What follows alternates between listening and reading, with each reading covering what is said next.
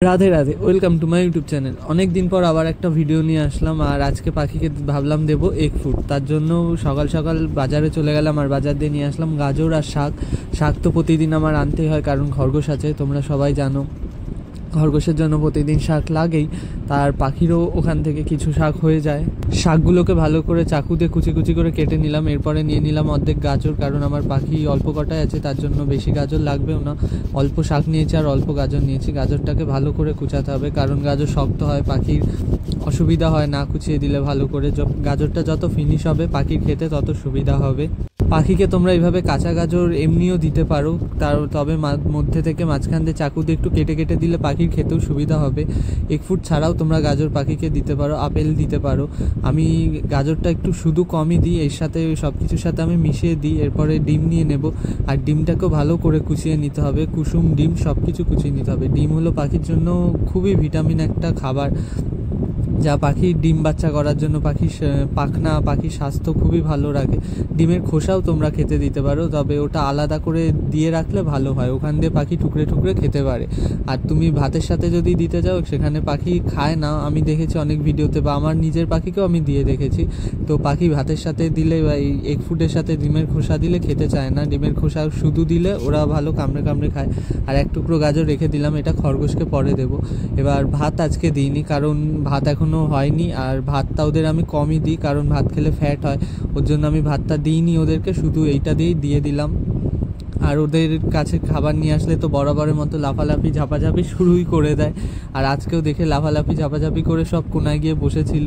Egg ফুডটা দেওয়ার সাথে সাথে একটু ভয় পাচ্ছিল, কারণ প্লেটের রঙটা সবুজ ছিল। ওরা ভাবছিল কি না কি, ওরা একটু কালারিং প্লেট বা কিছু দেখলে ভয় পায়, ওর জন্য নামতে একটু দেরি করে। তো আমি প্লেটটা ঠিক জায়গায় বসানোর জায়গা প্রথমে বুঝতে পারছি না কোথায় দেবো, কারণ খাবার চারিদিকে ওরা ছড়াবে, নষ্ট করবে। দিয়ে দিয়েছি এগ ফুড, এবার শুধু ভাতটা দেওয়াই হয়নি, আর এবার ওরা খেতে নামবে। এবার হয়তো দাঁড়িয়ে থাকলে নামবে না, একটু দূরের থেকে দেখতে হবে। আর এখানে লালটা চলে এসছে যে আমি কি করছি সেটা দেখার জন্য। ওই যে একখানা নেমেছে, বাকিগুলোও নামবে। প্রথম একটু ভয় পায়।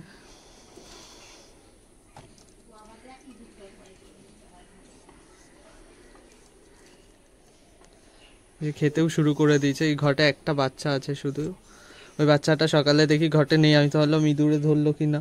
তারপর দেখি এই কোনার ঘরটাতে বসে রয়েছে, তারপর বের করে আবার এই ঘটে দিয়ে দিলাম।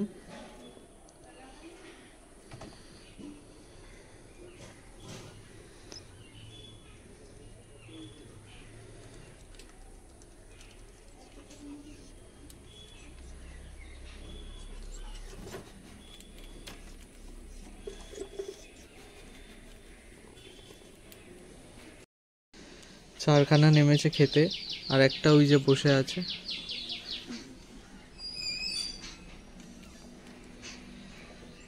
আর একটা কথা, বিকালবেলা আজকেও লাইভ আসতে পারি, তাই তোমরা দেখো লাইভটা। আর একজন কি করছে, ওকে শুকছে। এই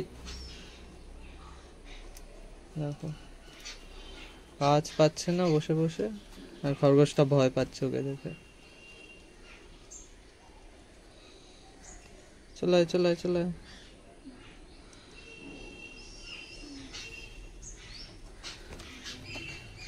আজকে বিশাল গরম, ঘেমে একাকার হয়ে গেছি পাখির ঘরে এসে। আর বিকালে মিস্ত্রি আসতে পারে, তো এই ঘরটা ঠিক করার জন্য, দেখতেই পাচ্ছ ঘরটা অবস্থা খুবই খারাপ।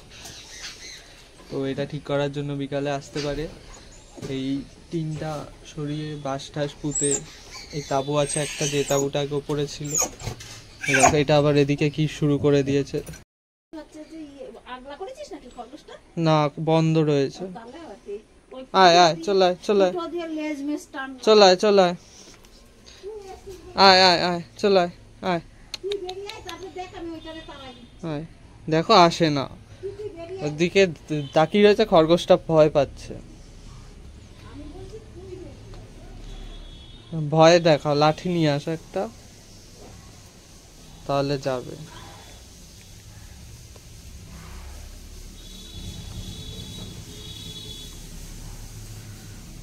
পাখিগুলো ভয়তে উড়ে গেল, খেতে নেমেছিল, এরকম লাফালাফি করলো একটু, খরগোশটা লাফালাফি করলো, আজ করলো, আর পাখিগুলো ভয়তে উড়ে গেল।